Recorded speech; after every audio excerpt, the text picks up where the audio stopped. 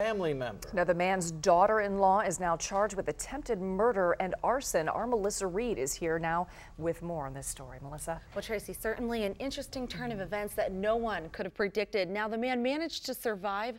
The house was destroyed, but after a lengthy investigation, police say the victim's daughter-in-law is accused of setting fire to the home where she, her estranged husband, and his father lived together. It was an investigation that had been going on since November of last year. With an outcome police didn't see coming. Months after an 81-year-old man was rescued from a burning house in Wadsworth, police say the man's own daughter-in-law set the fire. He could have lost his dad. If they hadn't stopped, he could have lost his dad. This is 44-year-old Carol Gross of Wadsworth back in November, moments after the house on Wolf Avenue went up in flames. This is Gross now, behind bars, charged with attempted murder and 3 counts of aggravated arson. It is a bit of an unusual circumstance.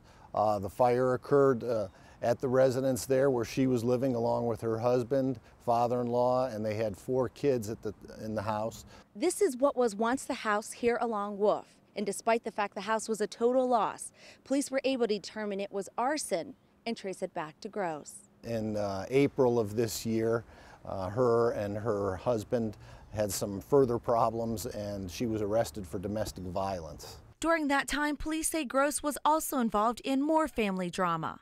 Ironically, she was set to appear in court on the domestic violence charge next week. That was an incident there where she actually struck him with the van, and he had some head injuries there that required him to go to the hospital and get treated.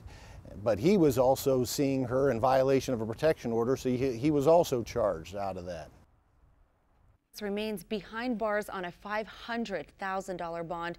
Police say they believe the children are with a family member. No update on a time for her next court appearance. And here's the key question. How is it that, Melissa, that so many months later, all of a sudden, they come to the suspicion that she might be involved in this? I asked police that. They're not really willing to talk yet about why it happened, a motive behind it, as well as how she set that house on fire. So much more of the story here. Absolutely. All right, Melissa, thank you.